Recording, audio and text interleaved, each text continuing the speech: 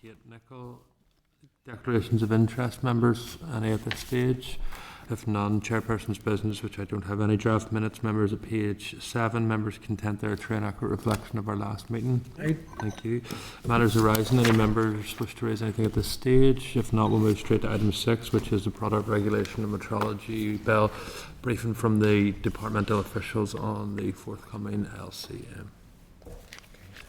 While we just wait on officials, members, refer you to page 24, 36, 100 and a tabled letter from the Department for Business and Trade. And I'm pleased to welcome to the committee Mark McGregor, who's Head of Legislation, Goods Regulation and Chemicals Branch at the Department. Mark, apologies for keeping you waiting, sir, but you're very welcome to committee this morning. I'm very happy to hand over to you at this stage. So, good morning, everybody. I'll just give you a brief update on where we are now since we last met on the product regulation and metrology bill. Lord Long, the Minister of the Department of Business and Trade, wrote to the former Minister Murphy on the 4th of September to advise he had introduced the bill that same day. There had previously been no substantive engagement with him or his officials ahead of an introduction, and the normal agreement in principle was not sought at the outset. The bill initially conferred largely unchecked powers on the Secretary of State to make regulations related to products. There was a concern about that, and that has now been addressed by the tabled devolution amendment for committee stage in Parliament. The bill also confers powers to amend metrology legislation, though this is a non-controversial area with long-standing cooperative approaches in a scientific and technical field. That is, metrology is weights and measures, which sit with our trading standards side. The definition of the product in the bill is so broad it's impossible to identify everything within scope and the relevant legislation. Product means a tangible item that results from a method of production, so that can be something as simple as packaging a product as a means of production. It means that the product would then be potentially falling under the scope of the bill. The only product within the scope of the definition of the Department's competence that we have currently been able to identify are chemicals. To a limited extent, the Department has competence for 3 chemicals regimes. REACH, which deals with registration, evaluation and accreditation, CLP, which is classification, labelling, packaging, and biocidal products. Products are generally a reserved matter as per the Northern Ireland Act 1998, paragraphs 37 and 38. So that's consumer safety in relation to goods and the subject matter of all technical standards and requirements in relation to products, other than agricultural, horticultural, fish and seeds, animal feeding stuffs, fertilisers and pesticides. Most predictable uses of the powers are likely to be inapplicable in Northern Ireland, as we generally follow equivalent EU Windsor Framework legislation in relation to products, with the exception of metrology, which is a non-Windsor Framework area and is generally assimilated law, which is legislation that was derived from EU legislation prior to exit, or domestic legislation. There's a element of metrology that's reserved, that's units of measurements, and United Kingdom primary standards are reserved matters. It's expected that many usages will be GB alignment with EU regulations already applicable here. Whenever the Minister was first contacted in relation to the bill, Minister Murphy at the time, and then Minister Archibald raised general concerns about conferring broad non-concurrent powers on the Secretary of State to make regulations that were potentially in an area of devolved competence. And there was a second concern that the definition was so wide that it could capture the interests of other departments and that they hadn't been engaged. That's been resolved now in that the other departments were appropriate, DERA in relation to other areas of chemicals, DFI in relation to vehicle type approvals, and DOJ in relation to firearms and explosives were engaged by the bill team. The powers issue in relation to the broad unchecked powers has been addressed by the government devolution amendment tabled for committee stage, which was identified within your updated LCM. And there was a direction there to where the amendment papers were within the bill pack. The bill and its presentation have identified some areas where it may be used, and these are suggestions from analysis within the department. It may be used to mirror market surveillance regime, which is already applicable in Northern Ireland under the Windsor framework. So that's EU market surveillance. It could also be used to mirror eco-design for sustainable products, another EU regulation applicable in Northern Ireland under the Windsor framework.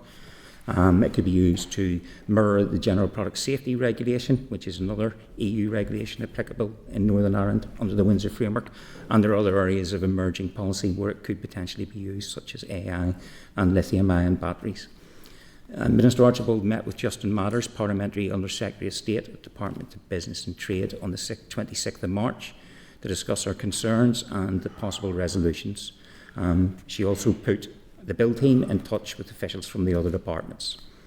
The government then proposed the devolution amendment, which means that any exercise of the powers in areas of devolved competence would require the consent of the devolved administration relevant. The devolution amendment covers all three devolved governments and has separate clauses for each. The Executive discussed the request on the 30th of April 2025 and approved Minister Archibald taking forward the consent request.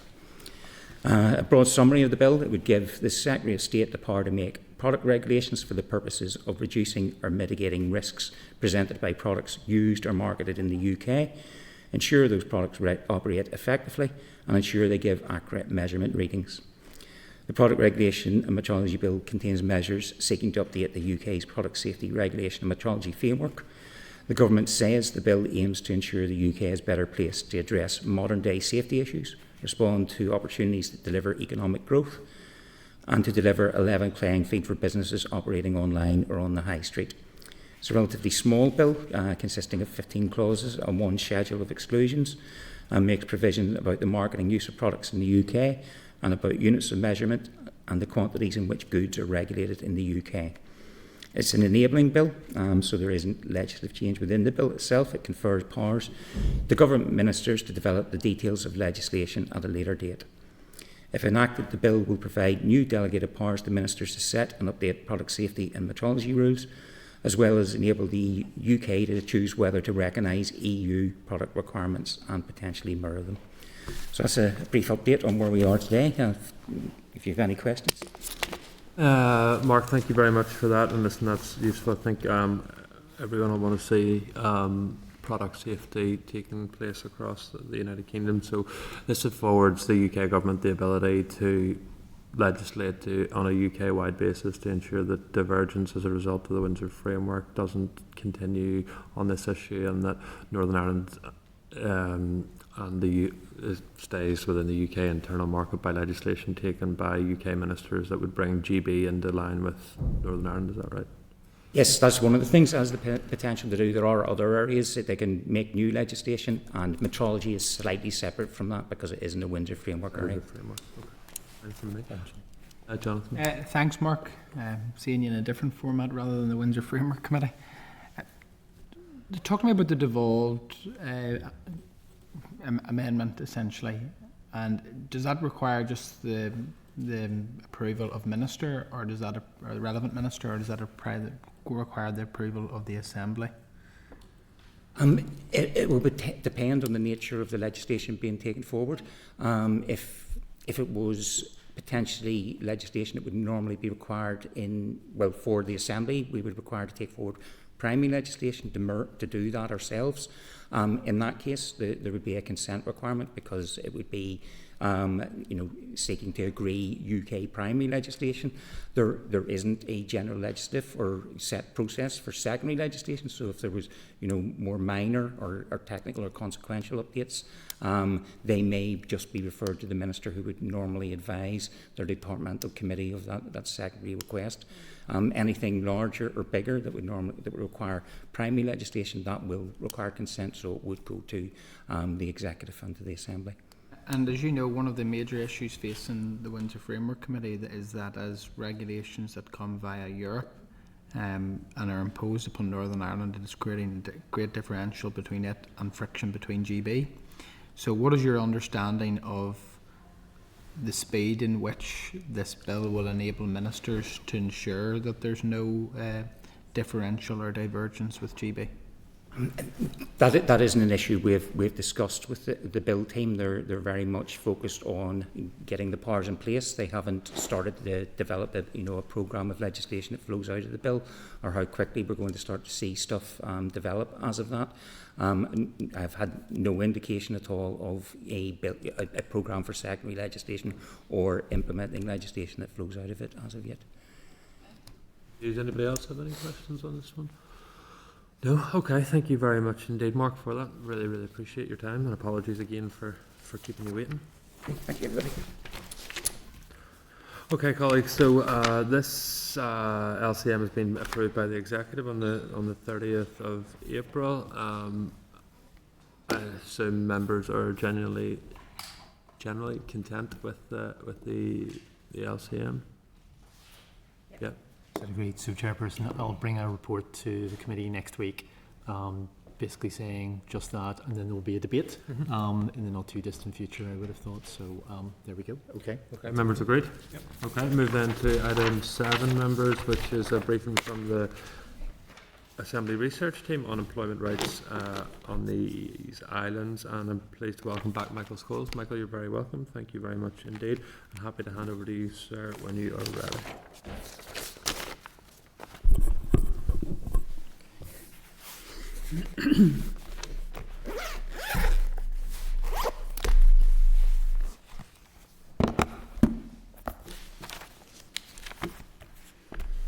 Thank you, Chair. Thank you, members. So the purpose of the paper really is to provide the committee with a baseline of information on employment rights in Great Britain, Northern Ireland and the Republic. It's not really intended to be a detailed analysis of individual rights or legislation, but it's meant to give a high-level overview for comparison between the jurisdictions. I think it's fair to say that employees in Great Britain, Northern Ireland and the Republic all enjoy a certain level of rights and protections. However, each jurisdiction has separate laws and mechanisms to deliver these rights, and hopefully that's the paper will prove that. So I'll quickly go through the key points. On table 1 on page 5 of the paper, it outlines the key differences between rights in the Republic and Northern Ireland. In Northern Ireland, there's currently no legislation in place regarding tips and gratuities or for 0 hours contracts. However, in the Republic, it is an offence for employers to use tips to make up wages. And in 2018, legislation was introduced to discourage the use of 0 hours contracts by introducing a system of banded hours contracts for workers. Section 2 then on page 8 deals with the concept of fair work in Scotland. Now, the Scottish Government set up the Fair Work Convention in 2015, and it's a group of academics, employers and trade unions, and their remit is to promote fair work across the Scottish labour market. They come up with a framework that defines the concept of fair work, and it uses 5 dimensions. They are security, respect, opportunity, fulfilment and effective voice. And in December 2020 they published Fair Work in Scotland, a report analysing the progress of the Scottish labour market measured against these 5 dimensions.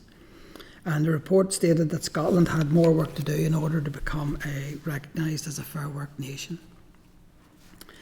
Section 3 then on page 15 presents a comparison between reform of the employment rights proposed by the Westminster Employment Rights Bill 2024 and the proposals in the Northern Ireland Good Jobs Employment Bill as the DFE consultation response document. Now, I did this by using tables 2 to 5 under the themes that are taken from the DFE response, and those themes are terms of employment, pay and benefits, voice and representation, and work-life balance. I've also put in potential scrutiny points in blue boxes under each table to support the committee's consideration of each of the issues that are raised. Some of the NI proposals then seek really to bring in line those rights that are already available in GB. For example, the written statement of particulars for workers as well as employees, abolishing pay between assignment for agency workers, the right to an itemised pay slip for workers, and a proposal to change the holiday pay reference period for workers on variable hours. Also, unpaid carers leave, paternity leave and neonatal leave are already in place in GB, but not here. However, there are some key differences between both sets of proposals. For example, with regard to 0 hours contracts, the key difference really is that in GB they use a system of guaranteed hours, and the proposed system of banded hours in Northern Ireland applies, which follows the Republic's approach. Also, the introduction of a statutory code of practice for the right to disengage from work is not included in the Westminster Bill. And the Westminster Bill does not have the same emphasis on sectoral collective bargaining for trade unions as in the DFE proposal. So that's a whistle-stop outline of the paper, Chair, and I'm happy to take any questions you may have. Michael, that's very useful, and thank you for that. And I think it gives members a useful comparison whenever witnesses or the department speaks about their proposed changes and how that may impact in terms of bringing us into line or out of kilter with other parts of these islands. Whenever you were doing some of this work, Michael, and some of the more recent changes both in Scotland and some of the proposals in the Republic, was there any commentary in terms of the economic impact, particularly on business, in terms of the changes that were made? Well, not really. That wasn't sort of the emphasis No, of this paper. That's something certainly we could look at as the Northern Ireland Bill, goes along. There are various impact assessments available. Yes. For the GB bill, and there will be some available in the south. That's something I think as we come closer to committee stage, I could liaise with the clerk around. No, that would be useful because in particular on Good Friday the department's now belatedly released their small business impact assessment in relation to theme C, and highlights quite a monumental cost in terms of impact of some of the proposals in that. So no, that'd be very useful. Diana? Thank you very much for your paper. I just have a question really about the flexible working, making it more accessible. I read that in GB, the conditions there that the burden of businesses will still be able to reject unfeasible requests based on the burden of additional costs and ability to reorganise work among existing staff. Does the flexibility clause, it affects all businesses? It will affect all businesses in Northern Ireland, even the micro businesses? Yeah, those justifications, if you like, for turning down flexible hours requests, is that you're speaking of? They're already in place under the Northern Ireland legislation. The key difference in this is that the right to ask for a flexible contract will be a day one right, and that'll be in line with GB. But those justifications are already in place. I think I listed them actually in the table, but they're very similar to the ones if not exactly the same as the ones in the Northern Ireland legislation. Thank you. Thanks, Howard. Thank you. Padraig? Thanks, Chair, and thanks for your presentation. It's been really useful. I'm keen to just get it's a short question, really, just around the productivity. And I think one of the elements that sometimes we miss in this Good Jobs Bill is we talked a lot last week and we had a really good presentation around productivity. But I mean, the Good Jobs Bill increases productivity because we know that when workers feel valued, when they've trade union representation, when they're properly supported in their workplace and when they're given a fair and a good wage, that actually increases productivity.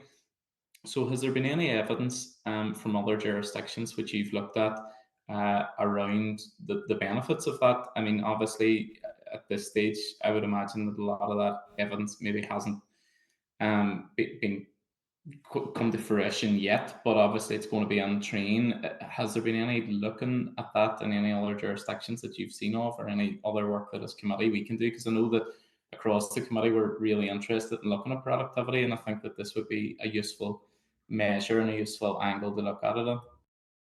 Yeah, well, as I just could reiterate the point I made to the chair there, this paper really is a high-level overview of the sort of, for comparison reasons, and so therefore I didn't really look into any specific areas like productivity, but I think certainly there will be stuff coming through now because specifically for 0 hours contracts, the legislation's been in place in the South for quite some time, so there will be some useful reports and evidence that we could look at going forward, but I think that would be more appropriate in perhaps during the committee stage, and maybe later on. That's something that I could certainly do, and the team could certainly look at going forward.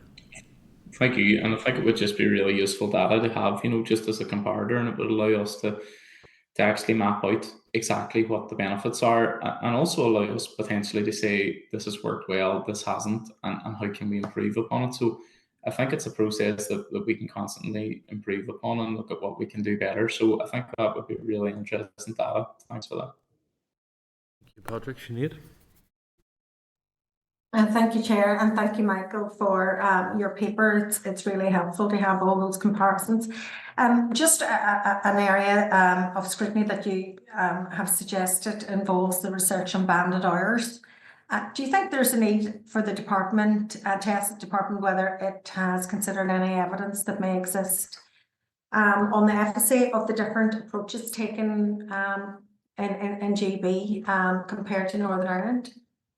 Well, with respect and through the chair, that wouldn't be a question that I would put to the committee, to the officials, but it would be certainly something that I would suggest that the committee puts to the officials themselves, and that's part of the reason why I included that in my scrutiny points.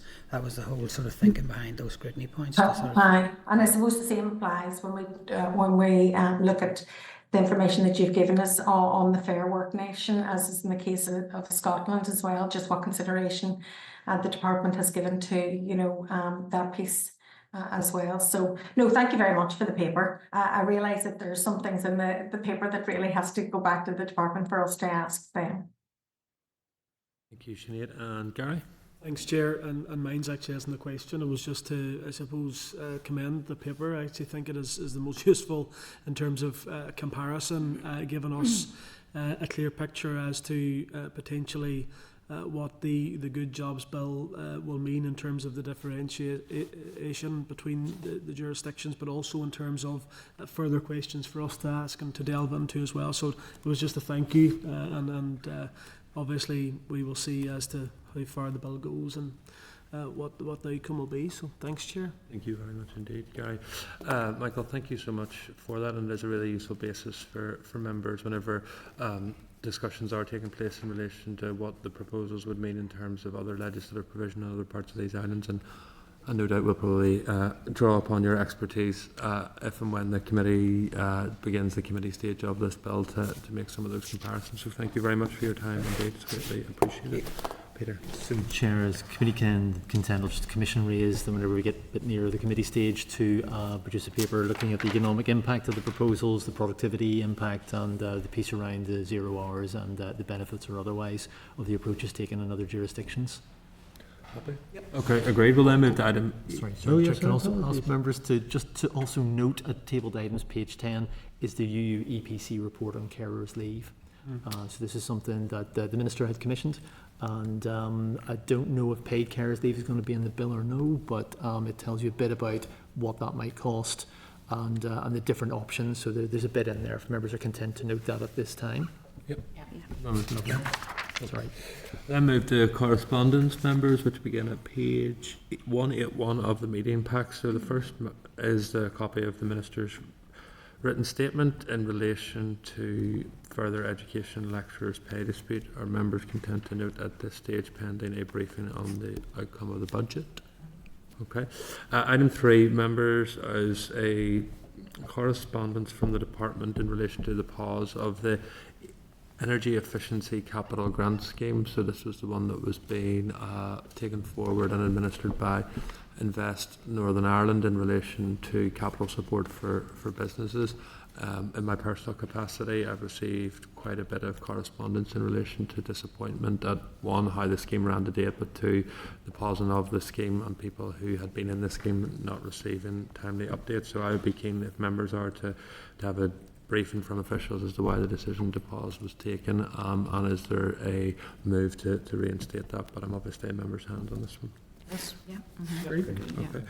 Item 4 then, members are asked to note a copy of correspondence to the Public Accounts Committee in respect of the disclaimed 2023 annual accounts for the department, and indicating that the unwinding of the disclaimation will take until 2026-27.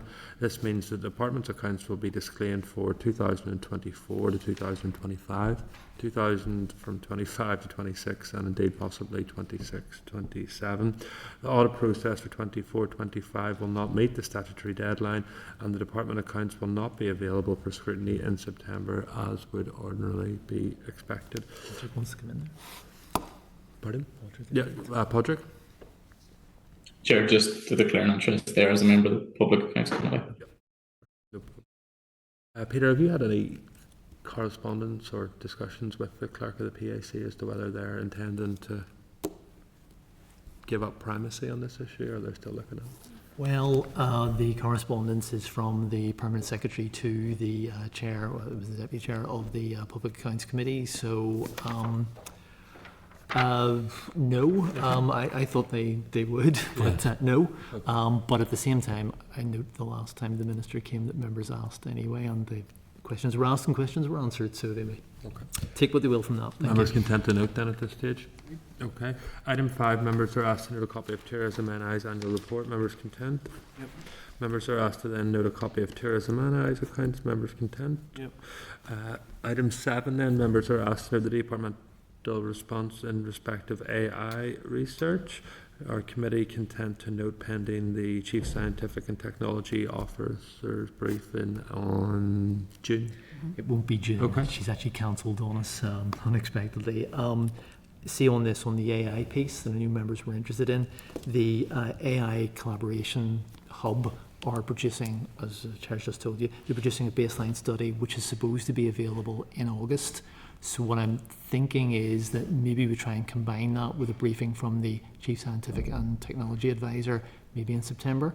You know, we can, then members can decide how excited or otherwise they are about AI stuff. I imagine you might be excited. But so you'll have that report, that baseline report, plus the CSTA, both of those two groups.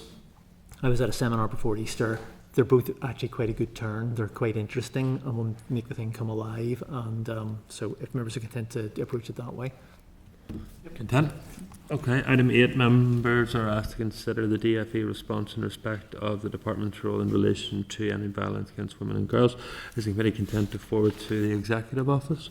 Committee, yeah, of course. Item 9, members are asked to note a copy of correspondence from the Committee for Infrastructure on EU regulations relating to vehicle emissions. Is the committee content that the evidence session will be taken on this with the National Franchise Dealer Association in June? Mr. Buckley.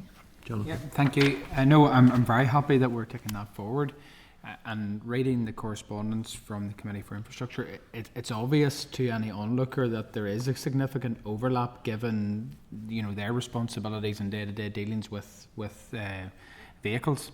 So would it be appropriate for us to extend the invitation to allow a concurrent meeting to enable, well, maybe concurrent's the wrong word, but you can correct me if not, to have those from the Infrastructure Committee join us at that meeting to ensure that we can get as broad as possible field of questions to ensure that we give this fair due? Chairperson, are you content to take that approach? I'll write to the Infrastructure Committee and see if they're game for that. And we've managed to get the National Franchised Dealers Association. I've also been in contact with the House of Lords Scrutiny Committee, Northern Ireland Scrutiny Committee. They had contact with another set of stakeholders. What we might try and do is maybe put them all together. And have that concurrent. I If think that members would are be a good idea. content to do that. Okay. Item 10, members are asked to note the cost of doing business survey report. Members content to note? Yep. Thank you. Item 11, members are asked to note a copy of the response from the Minister of Finance setting out the disaggregation of the funding under PFG priorities. Members content to note? Item 12, members, again for noting an invitation from the Lady Chief Justice. Members content to note? Yeah. Item 13, members are asked to note correspondence from a concerned individual in respect of the regulation of employment judges in Northern Ireland.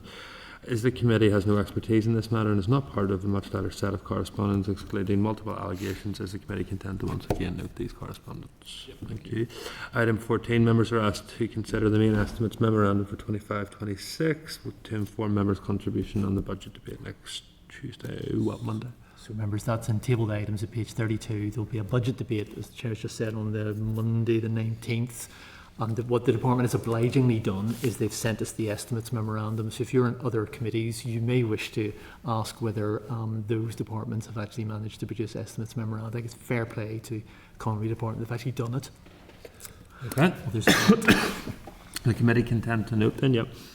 The committee content to note pending a briefing on the budget 25-26. We'll do that. Okay. Do members have any questions on any of those? If not, forward work plan, Peter. So members, briefly, you can see the forward work programme in front of you at page 539. That's just indicated to be a budget debate next week, which the chairperson may speak in on behalf of the committee. So Balmoral show tomorrow. I have a ticket.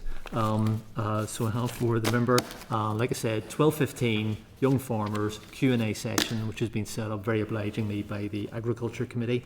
As also indicated, on the 18th of June, we're trying to get the National Franchise Dealer Association. There's another set of stakeholders that we're going to be in contact with, so we'll try and turn that into a joint concurrent with the Infrastructure Committee, if they're game. Also, members, you'd indicated to me before that you felt unsighted around renewable stuff, renewable energy things. So what I'm proposing is that on the 1st of October, what we do is we'd have our meeting, and then we'd go down to the Utility Regulators headquarters, which is in Queen Street, so it's the middle of Belfast, very easy to get to. They would do a tour, they want to have a wee chat, and they would do a wee information session, kind of a renewable energy 101 thing, which would hopefully not be too heavy. Additionally, I've been in contact with Renewables Northern Ireland. They're going to come back to me about a visit, maybe to a wind farm or something, and again they would do a kind of a renewable energy 101 thing about the from the developers' point of view. So if members are content with those approaches and with the forward work programme as is, just a reminder, our first meeting after summer recess will be 10th of September, when I think we would probably just do our correspondence, look at our action plan, because by then hopefully we'll have some visibility on legislation, and so we can plan the rest of the mandate. So if members are content with all that. Sorry, the other thing I forgot to mention was 4th of June, we're in Enniskillen, of course.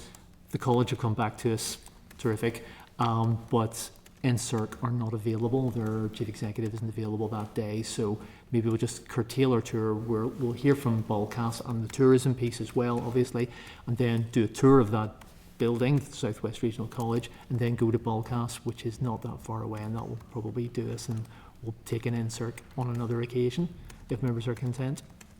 Okay, very good, Chairperson, that's all I've got. Thank you. Members have any questions on that? If not, members have any other business they wish to raise at this stage?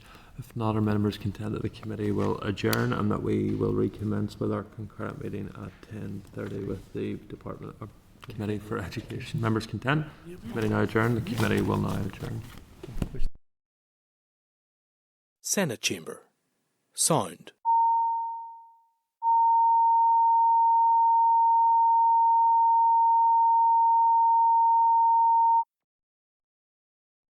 Senate Chamber. Sound.